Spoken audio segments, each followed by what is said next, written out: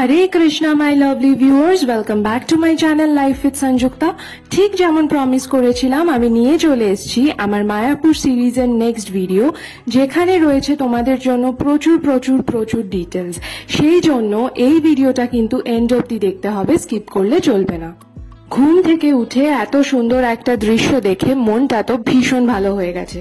এখন পালা রেডি হয়ে হোটেল থেকে চেক আউট করে সোজা চলে যাব ব্রেকফাস্ট করতে। কোথায় ব্রেকফাস্ট করতে যাব সেটা কিন্তু খুব ইন্টারেস্টিং। হোটেলের সামনে থেকে টোটো ধরে আমরা চলে যাব সোজা মায়াপুরের একটা ফেমাস বেকারি, 7 গ্রেনস বেকারিতে। এটি একটি ফ্রেঞ্চ বেকারি, আর এখানে খুব ফ্রেশলি বেকড ব্রেডস অ্যান্ড অনেক কিছু আইটেমস তোমরা কিন্তু পেয়ে যাবে। আমিও কিন্তু বেশ কয়েকজন ফুড ব্লগারের ভিডিও দেখে এই বেকারিটা আইডেন্টিফাই করে এইবার ফার্স্ট টাইম এলাম। সেখানে বলা হয়েছিল এটা নাকি India's best bakery, and trust me, কথাটার মধ্যে কিন্তু বিন্দু মাত্র মিথ্যে কথা নেই। আমরা অর্ডার করেছিলাম ব্রেড স্যান্ডউইচ, সঙ্গে কুকিজ নিয়েছিলাম বাড়ির জন্য, আর সঙ্গে এই জিঞ্জার সোডাটা।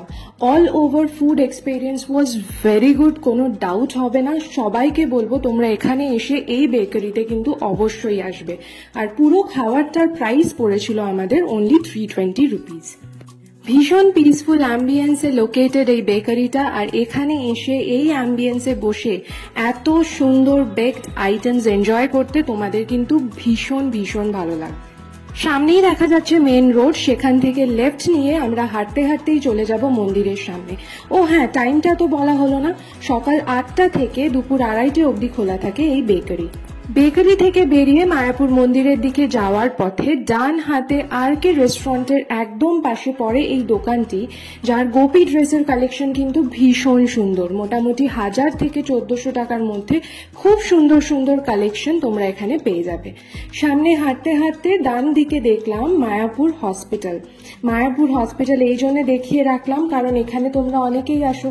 যদি কখনো কোনো এমার্জেন্সির কারণে কোনো মেডিসিন শপও তোমরা খোঁজো, এই হসপিটালের নিচেই কিন্তু তোমরা পেয়ে যাবে 24x7 ওপেন ফার্মাসি।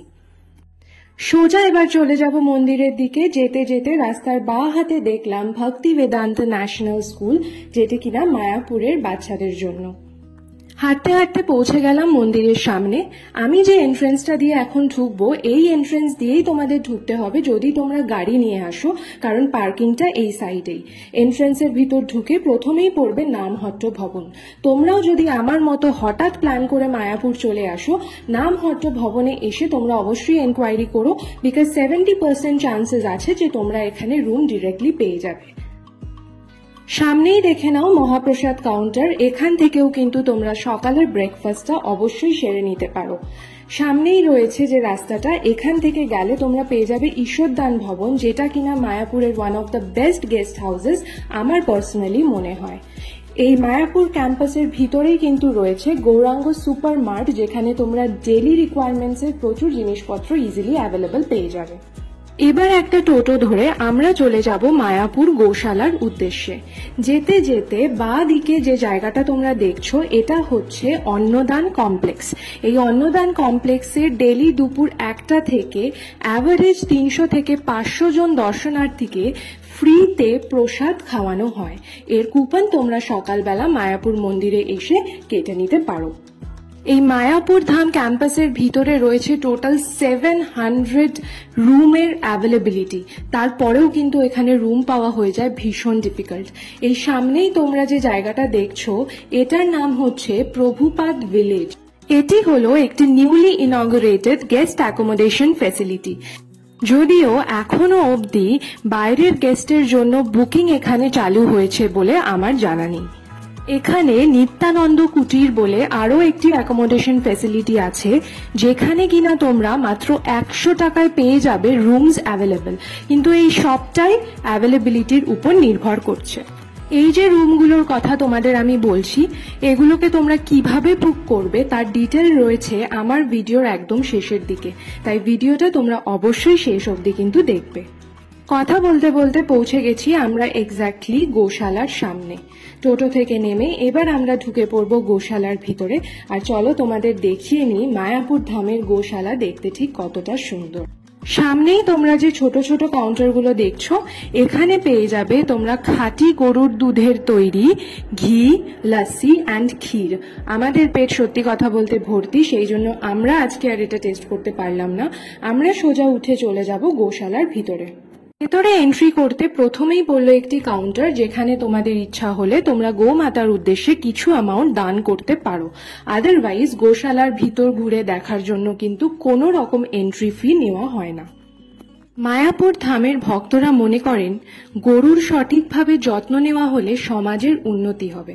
মায়াপুর ইস্কনের এই গোশালার ভেতর রয়েছে 200টিরও বেশি গরু, ষাঁড় এবং বাছুর। তারা একটি প্রাকৃতিক ও শান্তিপূর্ণ পরিবেশে বেড়ে ওঠে এবং ভক্তদের একটি নিবেদিত দল দ্বারা সুন্দরভাবে রক্ষণাবেক্ষণ করা হয়। এই গরুর দুধ মায়াপুরের বাসিন্দাদের কাছে বিক্রি করা হয় এবং দেবতা ও ভক্তদের রান্নাঘরেও এটির ব্যবহার করা হয়। এই গোশালায় রয়েছেন একজন পশু চিকিৎসকও। বলা হয় ষাঁড় এবং গরু হল সবচেয়ে অপরাধহীন জীবের প্রতীক, কারণ এই প্রাণীদের মল এবং প্রস্রাবও সমাজে ব্যবহার করা হয়। আর সেই কারণেই এই গোশালার ভেতর যে সমস্ত ছোট ছোট স্টল দোকানগুলো রয়েছে, সেখান থেকে যেমন আপনারা গরুর দুধের তৈরি দই, ঘি, ক্ষীর, মাখন এই সমস্ত জিনিসপত্র পেয়ে যাবেন, তার সঙ্গে কিন্তু আরও পাবেন গোমূত্র এবং গোবর থেকে তৈরি বিভিন্ন রকমের আয়ুর্বেদিক মেডিসিন। সঙ্গে পেয়ে যাবেন ধূপকাঠি, সুগন্ধি এবং আরও অন্যান্য জিনিসপত্র। তাই মায়াপুর এসে এই গোশালা কিন্তু আপনারা অবশ্যই ভিজিট করবেন। এত সুন্দরভাবে, এত সুন্দর ম্যানেজমেন্ট করে যে গরুর রক্ষণাবেক্ষণ করা যায়, তা দেখলে কিন্তু আপনাদের সকলের মন ভরে যাবে। আমরাও তাহলে জয় গোমাতা জয় গোপাল বলে আজকের গোশালার ভ্রমণ সম্পূর্ণ করলাম। ইসকন ক্যাম্পাসের ভেতরে বাইরের টোটো কিন্তু অ্যালাউ করে না, সেই কারণে মন্দিরের সামনে এসে মন্দিরের ভিতর প্রবেশ করে ভিতরে দাঁড়িয়ে থাকা টোটো ভাড়া করে আপনারা চলে আসতে পারেন গোশালায়। মন্দিরের সামনে থেকে গোশালার সামনে আসতে জন প্রতি ভাড়া পড়বে 15 টাকা করে। সামনেই দেখো আসছে একটা কি সুন্দর গরুর গাড়ি, আর তোমরা যদি চাও এই গরুর গাড়ি চড়ে তোমরা ক্যাম্পাসের ভিতরটা একটু ঘুরবে, সেটাও কিন্তু অপশন অ্যাভেলেবল আছে। টোটোয় চড়ে আমরা যাচ্ছি মন্দিরের সামনে, আর পথে যেতে যেতে দেখে নাও একটা খুব এক্সাইটিং জায়গা, ডিজিটাল থিয়েটার, যেটাকে বলা হয় মায়াপুর ফুল ডোম থিয়েটার। অনেকটা ঠিক যেমন আমরা সায়েন্স সিটিতে দেখতে পাই, একদম সেরকম। এখানে হয় বিভিন্ন রকম শো, আর শো এর টাইমিং রইল আমার ভিডিওতে, স্ক্রিনশট তোমরা নিয়ে নিও। যখন আসবে এই শো তোমরা অবশ্যই এনজয় করো। আমারও ইচ্ছা ছিল, তবে আজকে সময় সেরকম হাতে নেই। নেক্সট টাইম যখন আসবো আমিও অবশ্যই ট্রাই করব। ইসকন ক্যাম্পাসের ভেতরে যে সমস্ত টোটো আছে, প্রত্যেক টোটোয় কিন্তু রেট চার্ট দেওয়া রয়েছে।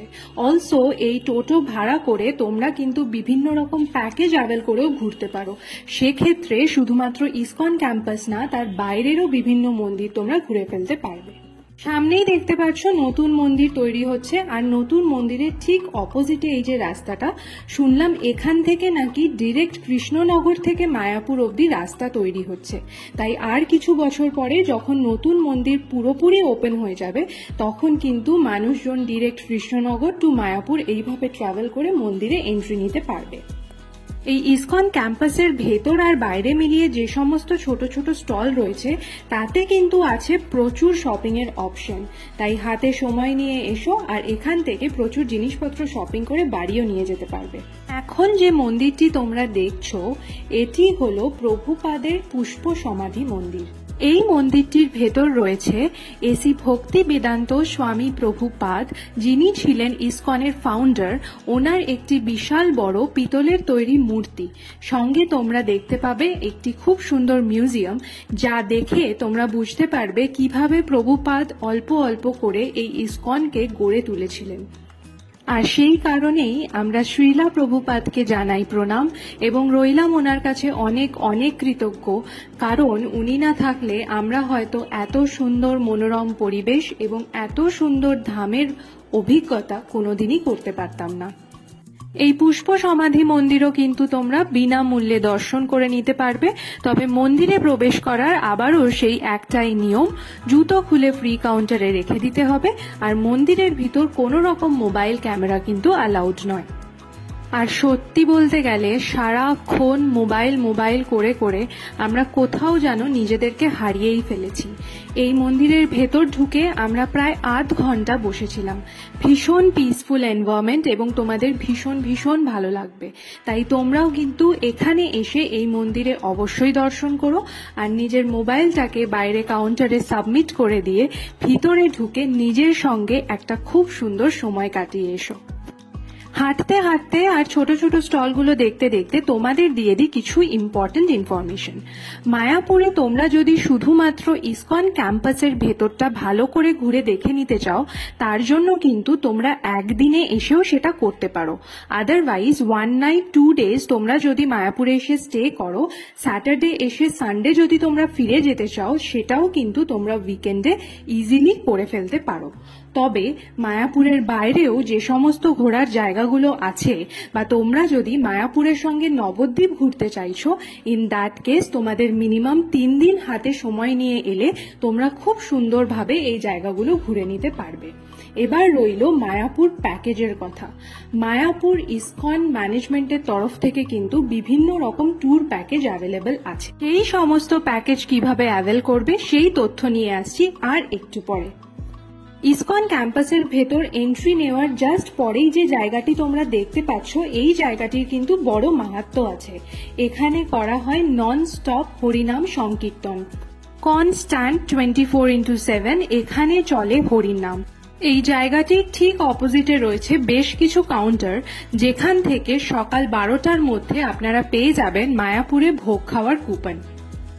ইসকন ক্যাম্পাসের ভেতর যে সমস্ত গেস্ট হাউসগুলি রয়েছে, যেমন ধরুন গীতা ভবন, গদা ভবন, ঈশ্বরদান ভবন, প্রত্যেকটি ভবনেই কিন্তু দুপুরবেলা খাওয়ার ব্যবস্থা করা হয়।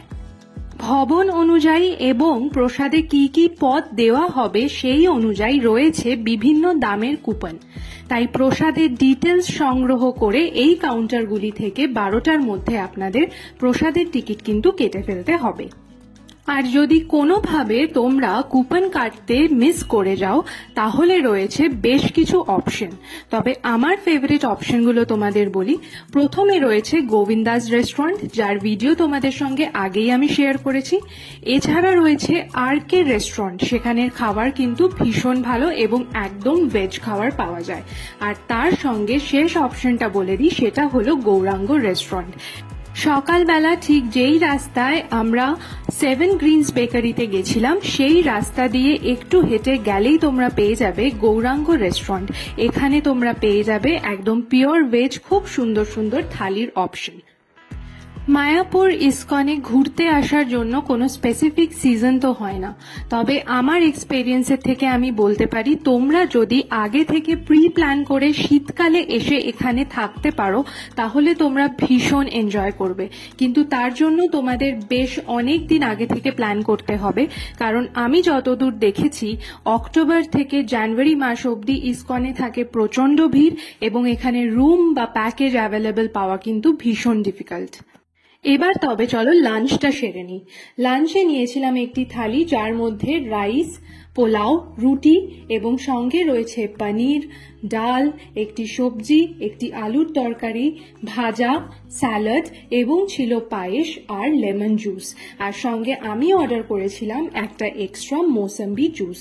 লাঞ্চ করতে আমরা এসেছিলাম গোবিন্দাসে। পুরো থালির প্রাইস ছিল 260 টাকা মাত্র, আর টেস্ট ছিল যথেষ্ট ভালো।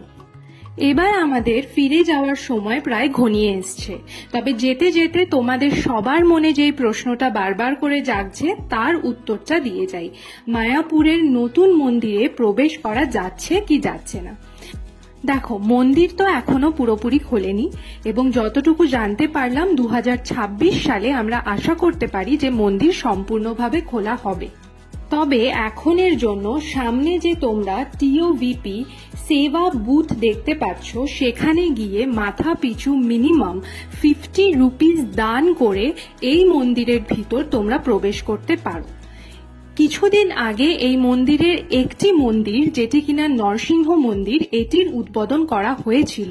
তবে এখনো কিন্তু মন্দির বন্ধ আছে।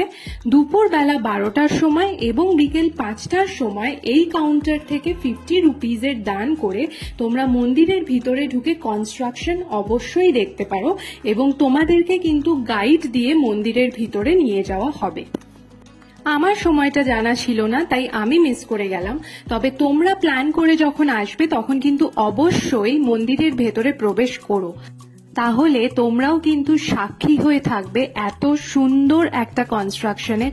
আর হয়তো একদিন তোমরাই গর্ব করে বলতে পারবে এশিয়াজ লার্জেস্ট টেম্পলের কনস্ট্রাকশন আমি নিজে চোখে একদিন দেখে এসেছি।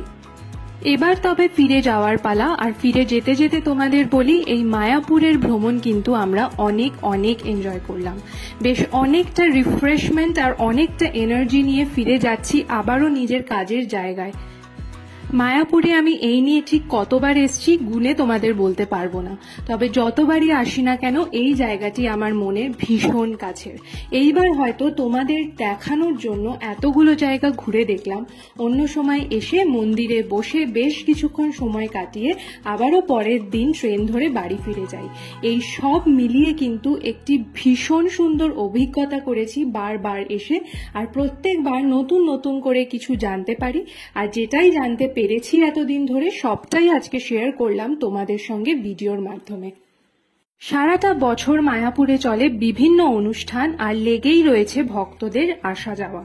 সেই কারণে আজকাল মায়াপুর ইসকনের ভিতর অ্যাকোমোডেশন পাওয়া হয়ে গেছে খুব ডিফিকাল্ট। সামনেই তোমরা দেখতে পাচ্ছ শ্রী চৈতন্য গৌড়ীয় মঠ।